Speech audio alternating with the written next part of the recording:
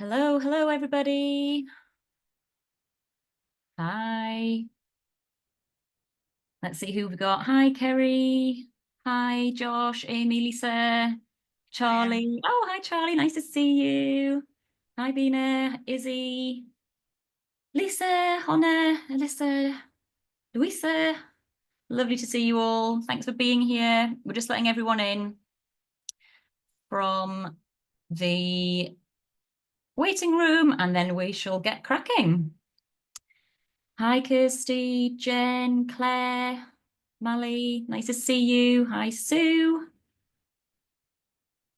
Thanks for being here. All right. Just give it 30 more seconds and then we'll get going.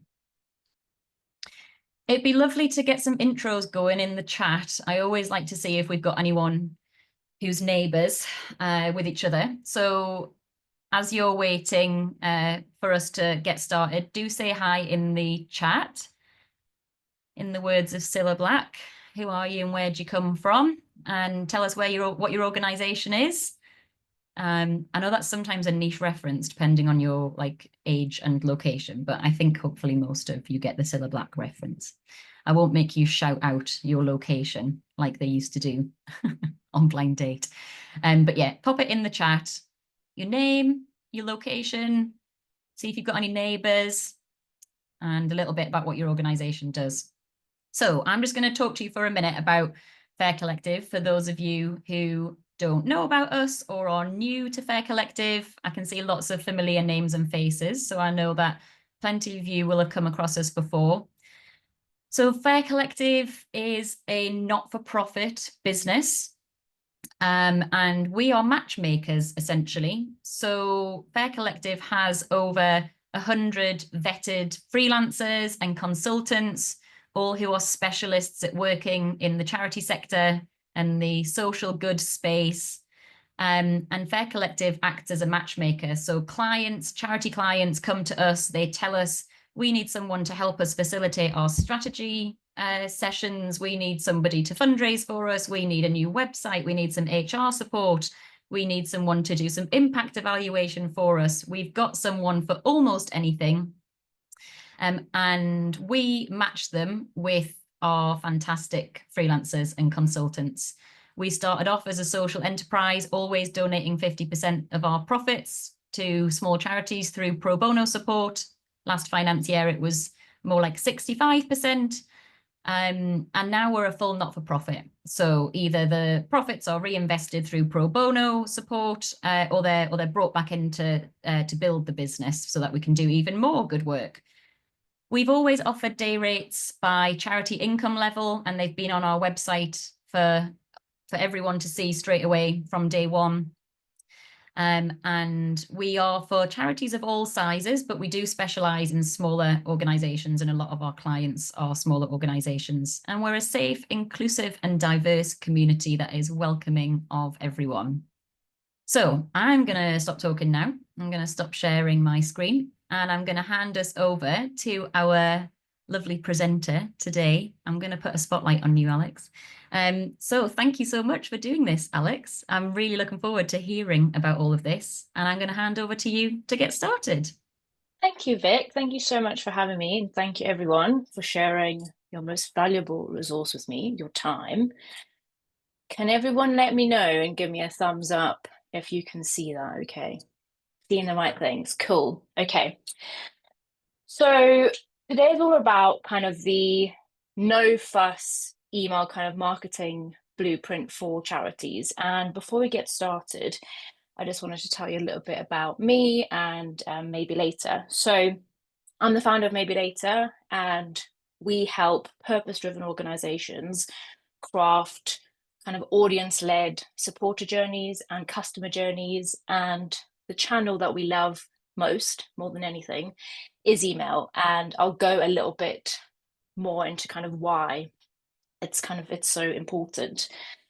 And I purposefully made these slides as simple as I could, because today's goal is really about giving you some practical tools and a new way to look at and to kind of think about email so that you can take your program from just a newsletter to something that feels much more strategic.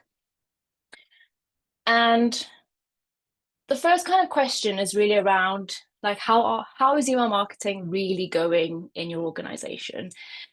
And you can keep it to yourself, but what I really want you to do is rate yourself from 1 to 10. And 1 star is email. What email? It's a bit of a ghost town. And 10 is that we're the Beyonce of email marketing. But really importantly, you can't choose the number 7. I read a really interesting study a couple of years ago where it's often like number 7 is the number that we choose most often. And so it just forces us to get a little bit real about where we are. Also for Q&A, feel free to pop them in the chat or save them until the end, just because my neurodivergent brain gets far too distracted if we do Q&A during the session. So if you could just do that, that'd be great. Okay, so if we zoom out, most email programs for smaller organizations and nonprofits look a little bit like this.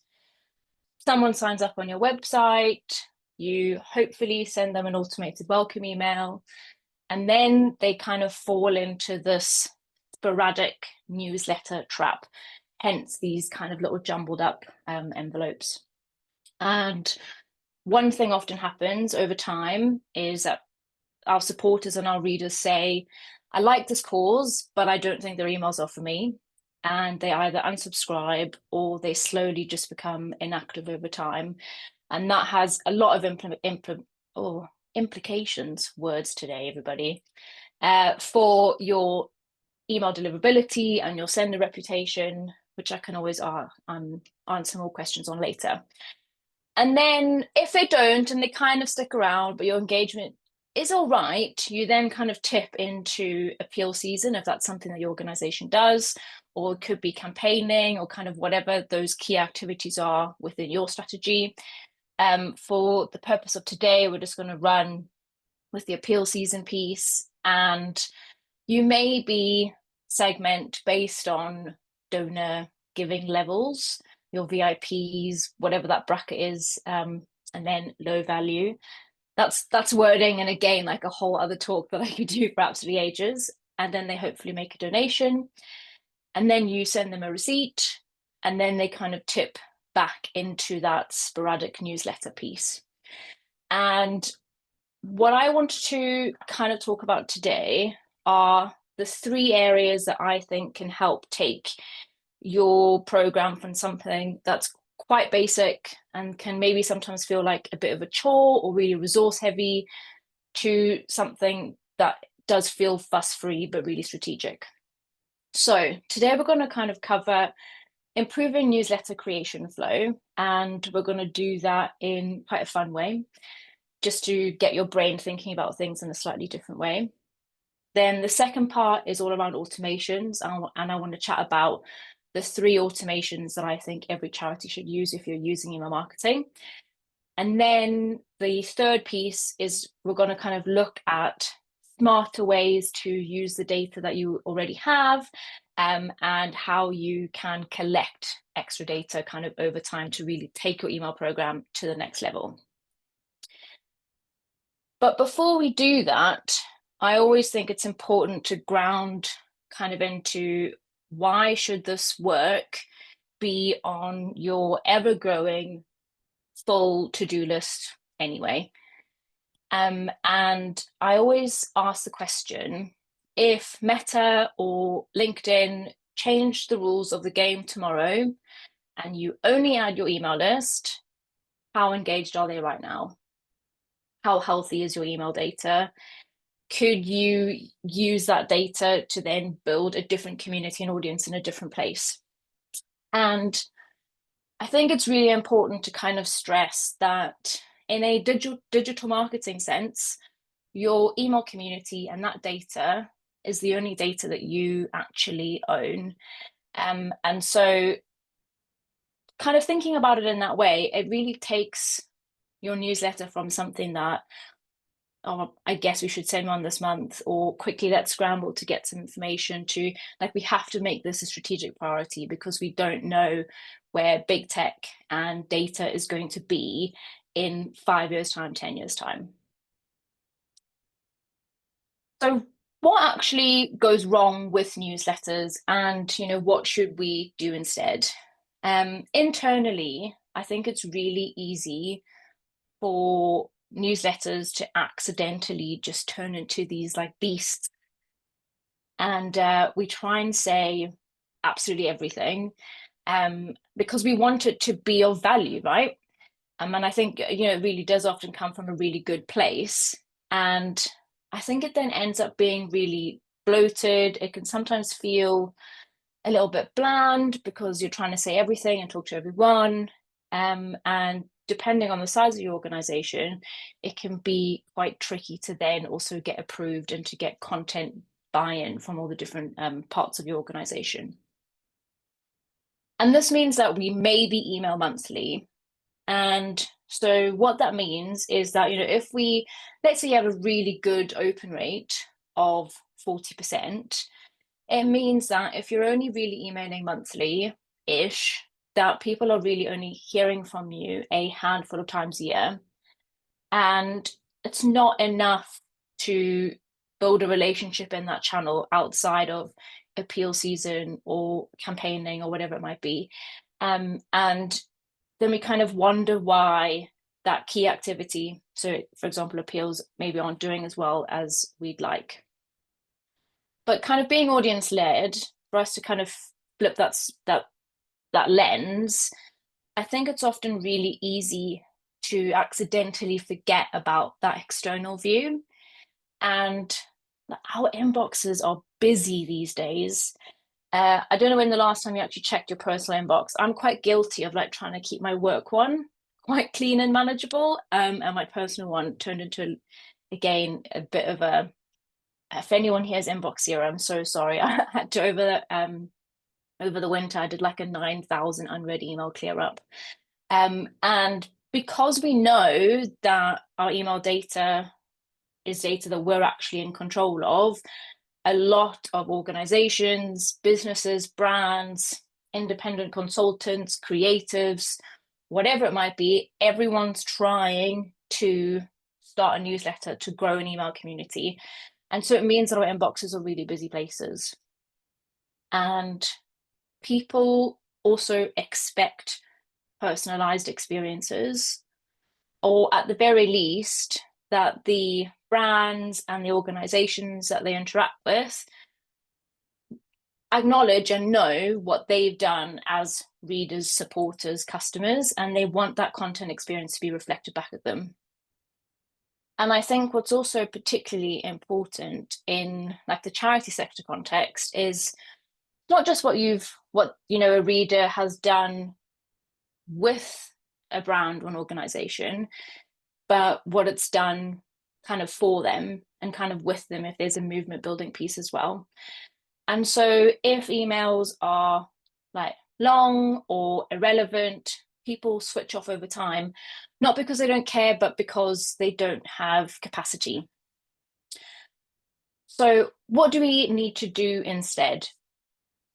The first thing is really small and might sound quite silly, but I've watched it have amazing kind of impacts on internal teams. And that's to stop calling it a newsletter internally.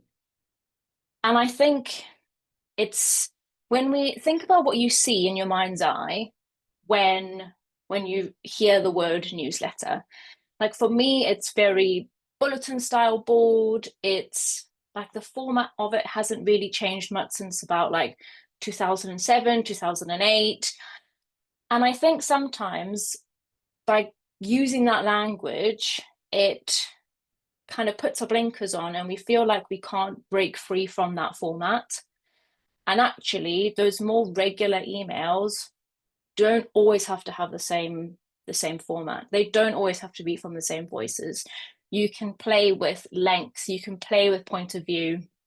You can make it plain text and make it feel like a really short note. Like there's so many different things that you can do if you don't feel like you have to kind of abide by what a newsletter should look like. And I've had teams really simply call them community building emails internally, or I had a team that worked in conservation, and they just called them notes from the wild internally. And it just meant that how they collected stories, and when they reflected every kind of 2-3 weeks as a team about what content they'd put into these newsletters, that so many new different ideas and just like perspectives came into being. And kind of the regular emails that make up the bulk of your email program often just became a much richer experience. And then the second piece is, this is the fun, silly bit. And I love working with teams and doing kind of workshops on this to see what comes up. But it's all around creating almost email recipes. And this idea came from the fact that the feedback that I get all the time from teams is that email marketing, particularly the newsletter, feels like a bit of a chore. Or it just requires so much brain space and resource that, you know, it's when you see it kind of pop up on your calendar, everyone's met with like a low-key bit of dread. And so I wanted to create something that just helps us think about planning and those different kinds of formats in a slightly different way. And I think a major win for me today would be that if the next 2 emails that you create as an organization, you feel like a bit more of a creative process, or you're even just slightly more curious about how they'll do, or if you've tweaked something in a button or whatever it might be, then that is a win, because that's the thing that kind of makes our email programs become alive within organizations. So the framework that we're going to run through is basically literally like it's a recipe card. And you can use it not just for your like regular newsletter or community building emails, but for other emails kind of across your program as well. And if you are a foodie or you've got Netflix, you might have come across this idea that every great meal has salt, fat, acid, and heat. And there's a show and a cookbook with the same name. And that's kind of where the inspiration came from. And I like to think of the elements on the screen as kind of the main pieces that we need to think about when we're planning a good email. And those are the 3 parts, just like your main ingredients, your spices, and your secret sauce. And they are essentially like the essential building blocks for a good email, your optional extras, and then those special touches that you don't have to use all the time, but that can make your email really memorable. And if you are an avid notebook user like me, or you've got a scrap of paper, feel free to quickly jot down these 3 headings, leave a couple of spaces between each one. And just when we run through them, just jot down whatever initially comes to mind to each one of these sections. And you can use it to plan your June community building email. So the first one, if we're going to start with like the main ingredients, those are the core elements. And so many of these feel really obvious. And whenever I talk to teams about this, it's almost like a little part of me that feels like, oh, it's really silly that I'm talking about such basic things, but I still feel like we don't always get them right. And that first part is really about that engaging subject line. Because so often, I think we spend so long collecting the content or getting a case study approved or whatever it might be, that when we get to the subject line, it's very much an afterthought. And we have to think about how, like, this is the bit that is going to grab people's attention. And I think it's going to only become more important because I've seen some things recently around how they reckon throughout this year, the actual preview text, so that like second little bit that you get to set up in MailChimp or whatever program you use, a lot of that's going to be AI generated because it's going to scan your content. So it's like, actually, what do we need to be saying to grab someone's attention in that busy inbox? Then the second piece is that personalized greeting. And, you know, if you are collecting someone's first name, how can you use that person's name within that email? Can you actually greet them instead of just kind of diving right in? Or if it's an appeal email or something that's more story led, how can you pull in that personalized information so that you can grab someone's attention whilst they're reading? Especially, it's like a really great technique to catch people who scan to then decide if something's worth reading or not.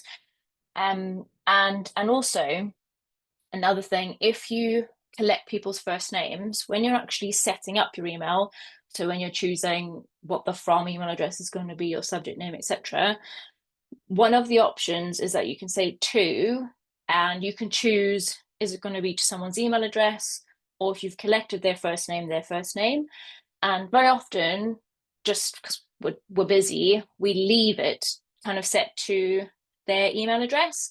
And actually, it's better for deliverability to set to their first name, because that's a way to tell inbox providers like Gmail they've collected this information via kind of official channels. Then, third bit, very obvious, key main ingredient is our story. But what I always love, if you want to stick with newsletter, because it's really in ground, a really great way is just to think about letter first and then news second. And you know, think about how can you speak to a reader's interests or emotions. And the interest piece, will come onto that a bit kind of when we look at the data collection. But this is where you can really start to bring in some personalized content at scale, and that's what makes it really great. And then lastly, it's your call to action, and making it really obvious what you want your reader to do next, whether it's, you know, donating or reading more or talking to a friend. Like, it doesn't always have to be a digital action.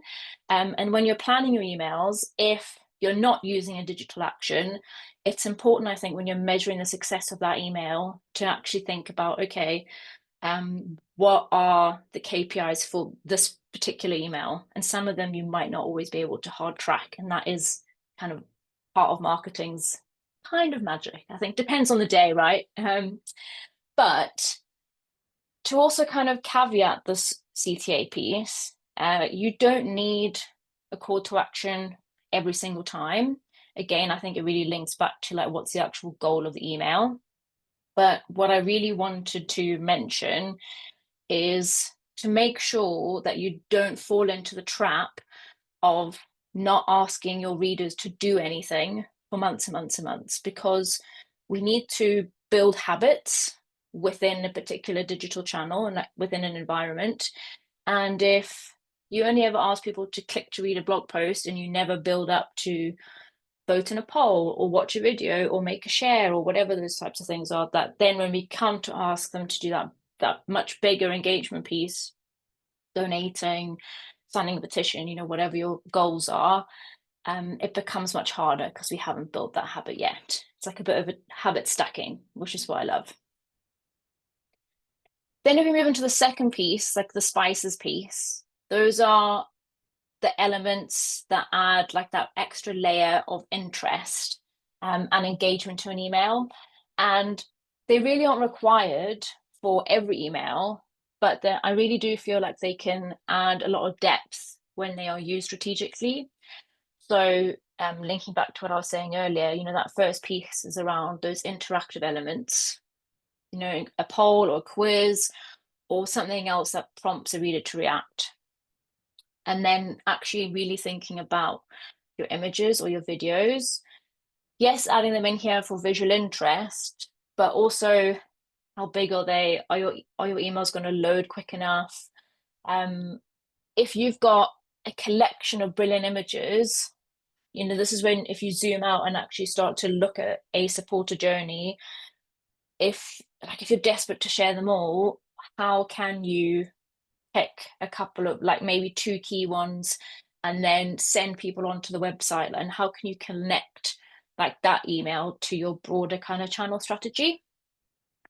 And then that third piece is around hyper personalization. So actually beyond names, how can you, tailor content specifically based on a reader's past actions or preferences? And if you're brand new to kind of playing with this kind of segmentation, I'd say honestly, like block 25 minutes, because learning something new it's a lot for our brains, right? Especially the older we get.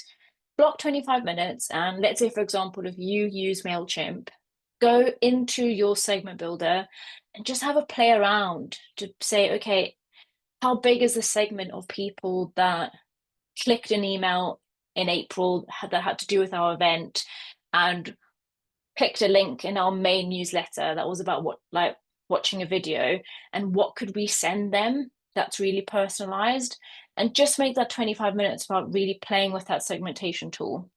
That data isn't going to go anywhere. You're not going to break anything. And once you kind of get more comfortable with that, like segmented and kind of personalization piece, what it unlocks for email is just absolutely huge. And then lastly, actually that minimalist design. And I added this here because I think sometimes if we've used a big designed template for a really long time in our newsletters, it can just easily feel like that's the only way to do things. And actually, could you almost feels a bit counterintuitive, but add a bit of spice, add something that's more interesting because you've taken some design elements away. How can you keep that email layout kind of clean and clutter free so that the message becomes really, really clear? How many of these elements you choose depends on, number one, like your skill level, but also what's the point of your email? Like it's so, so important. And whenever I get stuck or always kind of in a planning process, I always like jot it up on the top left-hand corner of a page because I love to actually write things down, is actually empathy mapping. And it's, you can use this for every piece of content that you create, but it's actually, what do we want our reader to think, know, feel, and do? And you might have noticed that hopefully most of the time I've talked about a reader and not just like readers en masse. And I think it's really important to remember that emails, it's a one-to-one way of communicating. I think again, it's really easy for us to almost feel like we're stood on a stage and we're just like sharing big announcements. It's what's that one-to-one kind of interaction that we want to be having with people. And then lastly, the secret sauce. This was a great little bit to have to procrastinate on a couple of weeks ago. It's limited edition Fair Collective and maybe later Secret Sauce. And these are like the optional touches that you can use if you have capacity, but also if it fits the goal of the email. So how can you create a super relevant hook or call to action for a specific audience using segmentation, whether that's the behavior driven stuff that we talked about just now, or based on data that you've already got collected? Or is there a way that you could add a timely reminder that's really personalized to when someone signed up or when the last action they took was, or that just really shows them that you're paying attention? Or also, a sense of urgency when it really matters. We know that, internally, like our work as organizations is urgent, but we also have to, I know, like we're also aware of that kind of donor fatigue piece. So actually thinking about when we're planning our campaigns and we zoom out and we're looking at those community building emails, how are we positioning that urgency or whatever that kind of intense emotion is that fits within the context of your work? As I kind of mentioned, like you don't need to use these big elements all the time, especially when resources are stretched, but just getting like a clear, well-timed, kind email out of the door is already such a win. And if you just think about those, like these three main kind of pieces, the main ingredients is the spices and the sauce. I think it just is a really great, slightly playful framework to get us to step outside of whatever the kind of the normal template is that we've been following within our organizations. And this brings us on to the second part, and that's all about automations. And I know that they can feel really intimidating, but you don't need loads.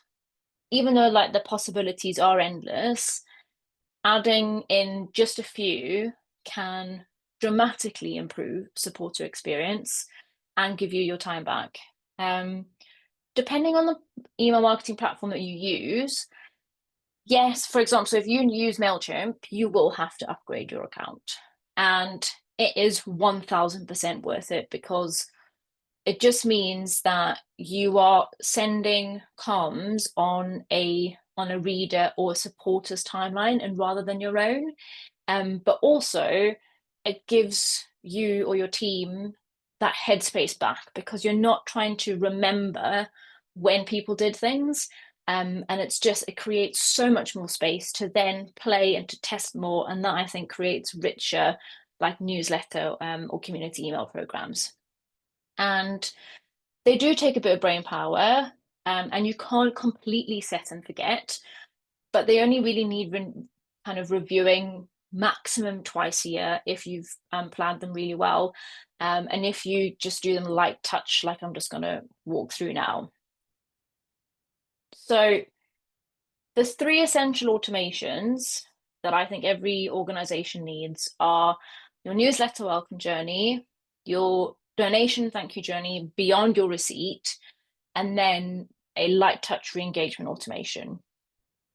So for the newsletter welcome journey, when someone signs up at that point on your website, they're at a peak level of interest, whether that's because they like a loved one's recently been diagnosed with something, or they've seen something on the news and they're really fired up, or they really want to see the good news stories that relate to your work, so that they've got that kind of place to escape to within the broader context of everything that's happening in the world.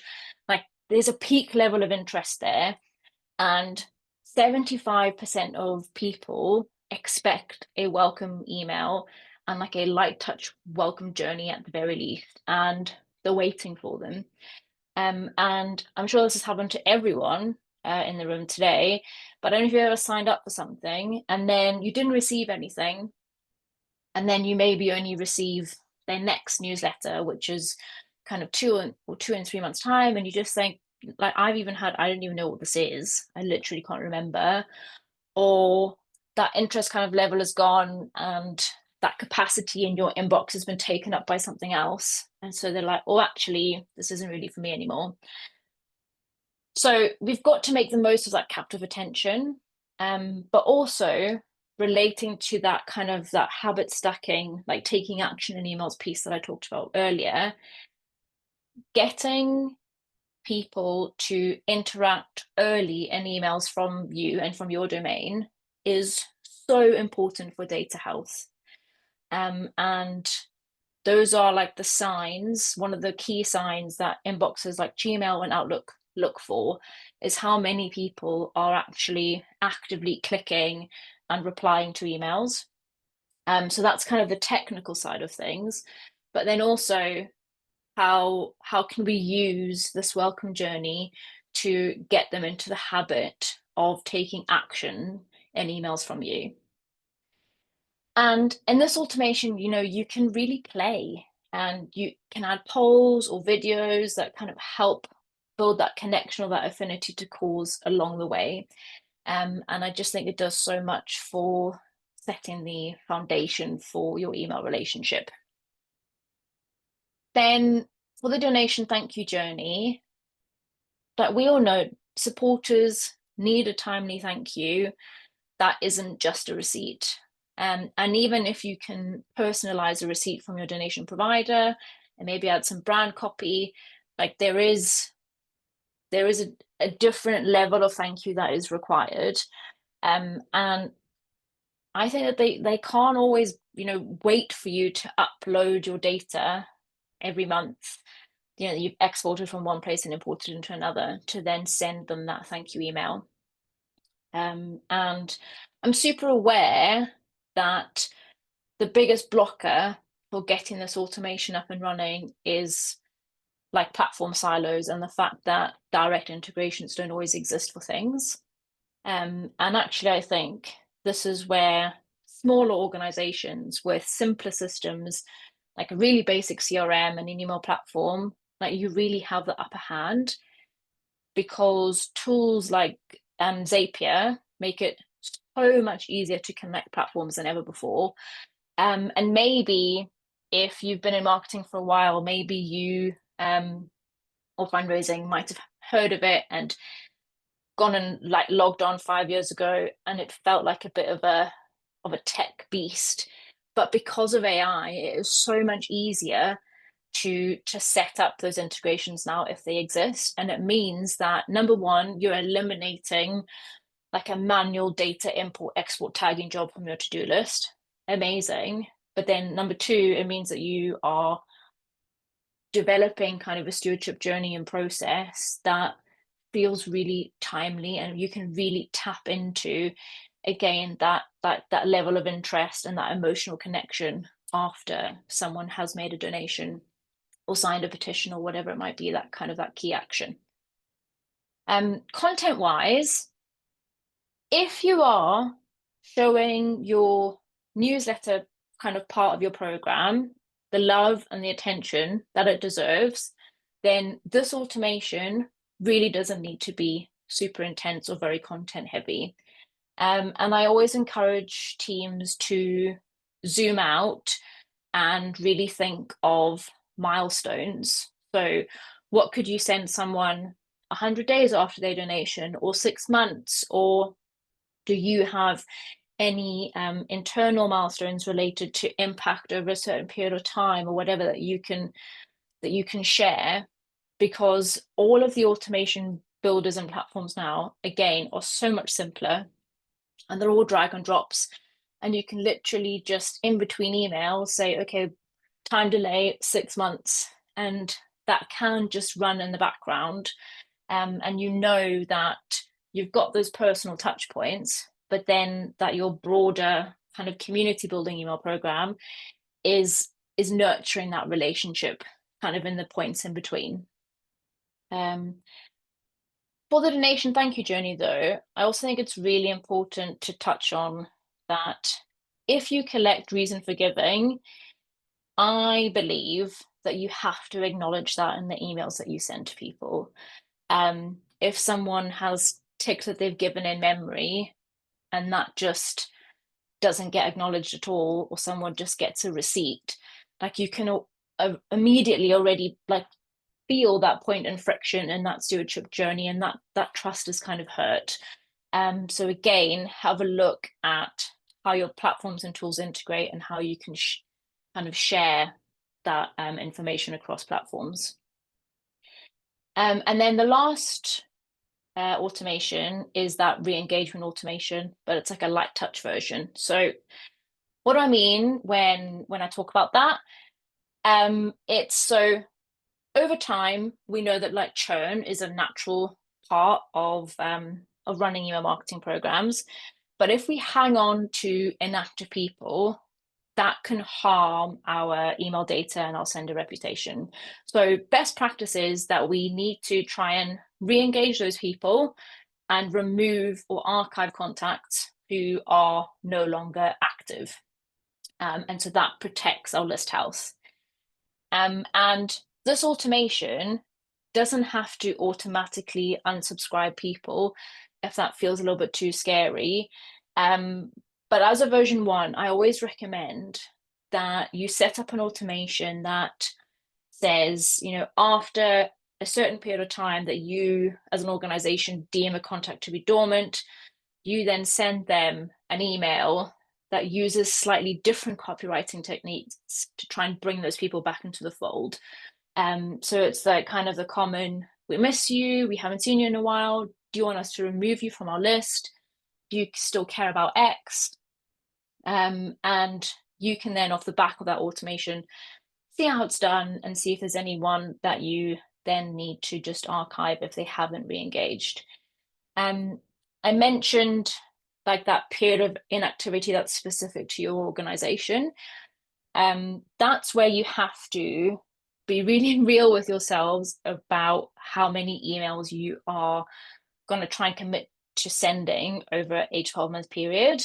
Because if, let's say in your planning process, you say, we're going to send 2 like newsletters a month, except for in the summer and Christmas time. And then you set an inactivity period that says, okay, actually, we think someone's inactive if they haven't opened anything in 9 months because they should have received a lot of emails from us in that period of time. And then you actually go on to maybe only send 3 newsletters. You'll be pushing people into a re-engagement automation that whether like they're not quite ready for it because actually they've only really missed 3 emails. So that's why we've got to kind of be really real about that. Before we move on to the quickly talk about personalization at scale, I also wanted to touch on like newsletter sign up pages. So not just to have a form in your footer, but to actually have a dedicated landing page. This is from one of my clients, Sense. Every charity should have one because it makes it much easier to share on social media. But also you can add a really important blurb about, you know, what are people signing up for? Why should they make space in their inbox for you? Because sign up for updates is, I think, no longer enough for how busy our inboxes are.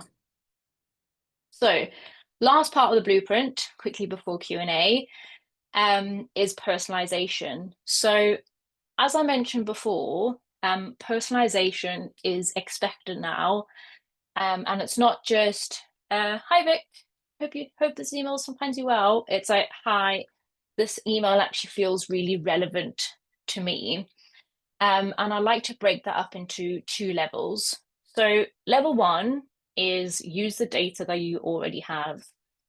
So how did someone sign up? What events have they done? What campaigns have they supported? That's often more than enough to send some meaningful messages.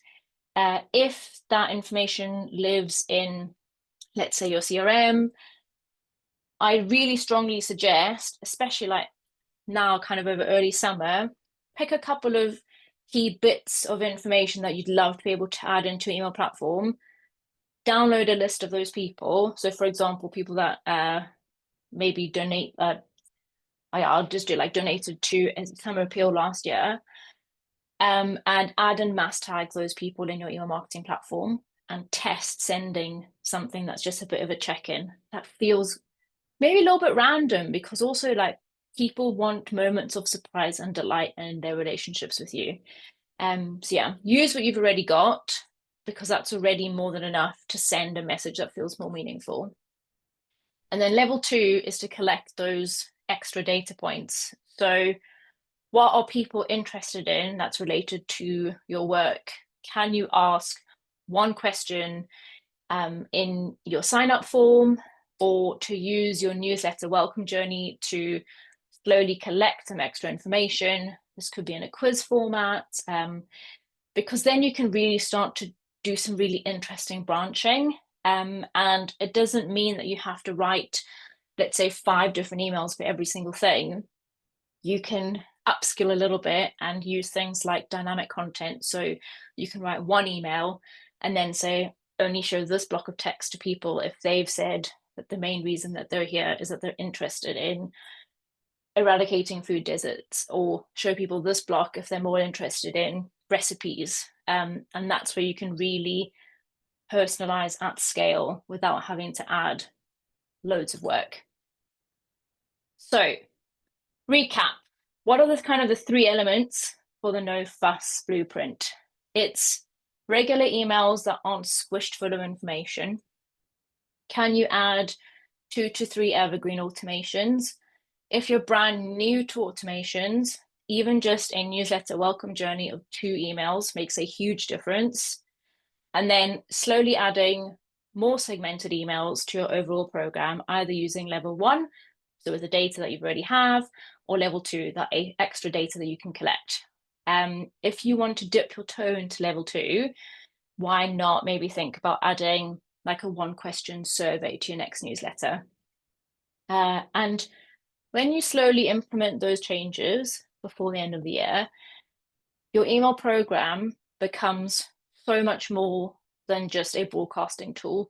It becomes a really strategic community building tool that actually looks, even at a starting point, something like this, where there are branched emails that, based on the information they've given you, you get real nurturing and a welcome journey sequence piece. They get consistent community building emails that really encourage actions and replies. We know people get busy, so there's an automation that helps warm them back up and push them back into the community. There's an appeal season where, yes, you can still segment based on those income variables, but then you can also add a couple of more emails based on the interest data that they've given you before. There's a donation, there's a light touch kind of journey for those people that then you can branch and add on to for regular giving or lottery or kind of whatever your fundraising program looks like. And it becomes so much richer when actually, like, you've actually only focused on these 3 quite simple parts. And so even if you wear lots of hats in your organization, if you focus on those 3 blueprint point areas, they help you be more consistent, more thoughtful, and most importantly, more audience-led. And in the end, it helps you become a strategic email marketer because you end up building a program that is fuss-free, but also kind of best in class too. So that's me. If you want to email me with any questions, or do you want to book a call to chat through things, here's my email address. You can also find everything out about Maybe Later at mabylater.uk. And then you can also find me on LinkedIn. Okay, I'm going to stop sharing. Amazing, Alex. Thank you so much. Alex helped set up the automated email welcome journey at Fair Collective. So if you're not already on our mailing list, you can get a sense of what it feels like to be on the receiving end of that. But thanks so much, Alex. That was so interesting. And I've definitely taken a few things away that I'm going to implement myself. There's a couple of questions that came through on the chat while you were speaking, so I'm going to ask those first. But everyone else, if you've got questions, feel free to put them in the chat or to use the raise hand function, and we'll start a bit of a queue for questions if you prefer to just unmute and speak. So the first question was from Lisa, which is, if you've got data and you've got some people's first names, but there are some gaps, what would you do in that situation? Oh, so this is where you have to think obviously about your organizational brand tone, but you can send a segmented campaign to people with a gap, and you can it's that thing about, like, you're an important person to us and we want to know what you like prefer to be called, and you can just link to the hub where people can update their details. But I think it's a really nice way actually that you can update your records, but also say, like, hi, we really care about you, can you let us know what you want to be called? That's what I do. Lovely idea. Thank you. And another question from another Lisa, is segmenting best done through tags when using MailChimp? Okay, so tags are for like internal segmenting. So think about it just like for your CRM, how you organize things. But there's 3 levels in MailChimp. So you've got tags, groups, those are external facing, so you can add those to sign up pages. So if you want someone to be able to self-select, you could use groups. And then the segment builder helps you combine all of them, so you can get quite smart and technical with them. So if it's internal stuff, use tags, and if it's external, use groups. So if you tag them internally in your MailChimp system, when you go to send an email, you can send it to everybody Yes. who's been tagged as. Yeah, and exactly. And also really easily now also you can exclude a tag just as easily, which is also great. That's a really great shout. Yeah, to be able to exclude certain groups. Okay, brilliant. Thank you. Okay, another couple of questions. So Becky's asking, I just signed up to your newsletter. I'm guessing is that Alex's or Fair Collective's? It might be the same answer for either of them. Anyway, looks like you use MailChimp. We use the free version and do need to upgrade. MailChimp's so expensive, but it integrates with our CRM, which is Beacon. Would you recommend any other packages? So the essential package can only cover customer journeys with 4 points, and they count a point as when you start, a time delay, an email, so it's not just an email. So if you wanted to do some testing, you could get away with being on the essential for a bit and maybe do something that has one email. But I would recommend that you upgrade to kind of the middle tier that's got those unlimited customer journey pieces. And I know it can feel expensive, but if you think about how much time it takes to kind of do that individual follow-up and the data importing and exporting, I'm pretty sure that time-wise it will cost more than 30 quid or whatever it might be. Thank you. Okay, next question from Molly. What can you do if you don't have dynamic content on your database to send to supporters? Would we have to send multiple newsletters to make sure that you are only capturing their interests? Ooh, I might need some more information. Yeah, Molly, would you be happy to elaborate in the chat or by unmuting? Molly, are you still there? Yes, sorry, I can unmute. That's okay. Do you want to just explain a little bit more? Yes, so we use Blackboard's Razor's Edge NXT, which is our database of all our constituents, but that also has the marketing email thing in it. And we don't have a way that I've seen to do the dynamic content. So I just wondered what your thoughts on that were. So if you don't have dynamic content capability, then it would be kind of creating versions of, and I'd have a think about so that you're not creating hugely different emails for each kind of constituency area. When you're planning your emails, almost I think about what's a little block in the middle that you can add that could be where it feels a little bit more kind of like a copy paste job. So yeah, if that functionality doesn't exist, it is a bit of a manual job, unfortunately. Thank you. And a question from Jen, which was possibly a question to the other people here, but might be interesting to put to you as well, Alex. So Jen was asking, do any other charities use Civi CRM? And Jen's finding that their auto emails aren't reaching people. I don't know if you find that, Alex, with certain systems where they're flagged up more as spam or they're going into people's junk folders more, or whether you've got any particular experience with Civi as a CRM system.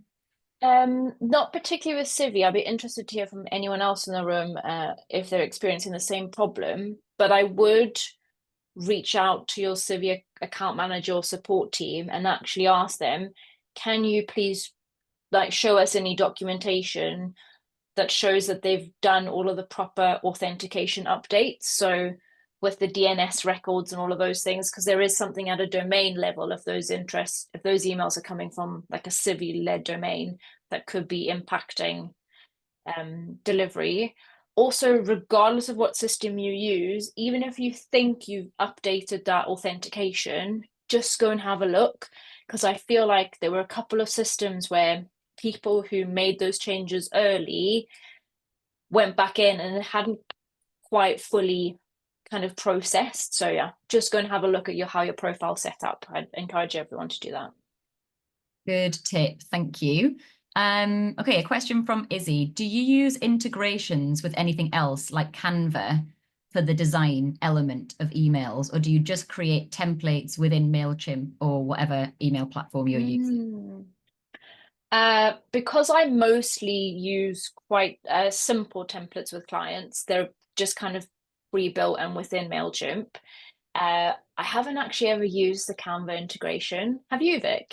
in MailChimp. Oh, I didn't even know you could do that. So I'm going to look into what that involves. Maybe we need to do some office hours, and everyone who has an account that can integrate with Canva, we can all just come and play and create some stuff. Yeah, have a little experiment. Yeah, if anybody else does that, please feel free to respond to Izzy's question as well. Okay, question from Louisa. One of the pushbacks we get internally is people saying that our supporters like the fact that we don't send them too many emails. Any tips on getting internal buy-in to send more regular newsletters? Oh, this is not uncommon. What I've found is really helpful. So if you bring it back to like what's the reason why people sign up in the first place? So if I think back to that sense page that I shared, like what information they're expecting to get. And I've worked with teams before, and we've actually almost put email on the back burner, and we've thought about what key information do people need at what times and how important is it. And often what happens just through that kind of that workshop piece and having a bit of a chat is that people realize, important things are being missed because we're sending emails less frequently with all of the information in. And that naturally makes people go, oh, actually, maybe we could send an email like on a month that talks about this or this. And that's for me how you've kind of gotten more teams to see things from an audience-led perspective. And what do you, I mean, this is just what's come to my mind, but I'd be interesting to hear what you think on this, Alex. Should we be asking, our community in that scenario? So Louisa's saying, there's some internal people perhaps assuming actually they like not being contacted very, very often. But if you've got a large group of people, it's quite unlikely that they all want the same level of communication. So is there something maybe about asking and then segmenting based on how people respond? Yeah, absolutely. And I'd say though that before you do the asking, make sure that internally you're clear on what you actually want to email people about. Because if you share a survey that says, do you want to hear about our fundraising news and updates more often? People might go, maybe, maybe not. But if you've got that positioning like statement, what people get really tight, it then is interesting to see that different people say, oh, actually, I would prefer emails more often. All right, thank you. So there's a question from Ali, which is about CRMs, but you may have a view on this, so I'll ask it. Just looking at potentially changing our CRM, would you recommend either HubSpot or Beacon? I don't know if you've worked with either of those platforms, Alex, or if anyone in the call has, please feel to respond in the chat as well. So kind of most importantly from a CRM perspective, for me, it's always, I know all of the bells and whistles can kind of sway your decision making, but actually on a really basic level, what information and segmentation do you need to have access to, and how are you going to manage those contacts, and what works best for your team? I think that HubSpot is more user friendly. However, it gets very expensive very quickly as you add things on. So make sure that you go and have a look. If you go, okay, a year from now, we might want to add in HubSpot's marketing integration, like Hub. How does that change the price? Because I'd hate for you to feel stuck after you've done that migration. Yes, good point. Becky's just sharing MailChimp is $75, I'm guessing US dollars, for the Essentials package at our audience size. So about £670 a year, quite a big jump from zero. I see a grant application being written in my near future. Yes. No worries, Ali. And then see if we can squeeze in what we're unable to use MailChimp due to our IT security. We're currently using Sway. Is there any other that we would recommend looking at? I'm just going to read all the ones that have come through because I realize we've got about 1 minute. And then are there any general stats ideas on top reasons why people unsubscribe? And MailChimp do a discount for non-profits, but only for 12 months. So because we're getting close to the hour, I wonder whether we put that in a follow-up email to everyone, Alex. We can see whether we can signpost people to any stats or ideas on the reasons people unsubscribe, and then maybe some suggestions of like various email marketing platforms you might recommend. Let's do that. Amazing. Yeah, lovely. Thank you so much. That's been super interesting. Thank you very much, everyone. Like Alex said, giving us your time because we know how precious that is. You will get a copy of the recording. You will get a copy of the slides with Alex's contact details on, should you want to ask any questions or connect. And if you're not already on the Fair Collective mailing list, you may shortly be witnessing an automated welcome journey off the back of being here today. So I hope you find that insightful as well. But yeah, massive thank you, Alex. Thank you to Casey, who has helped to organise this event. Give us a wave, Casey. And thank you all so much for being here. All right, take care, everyone. See you later.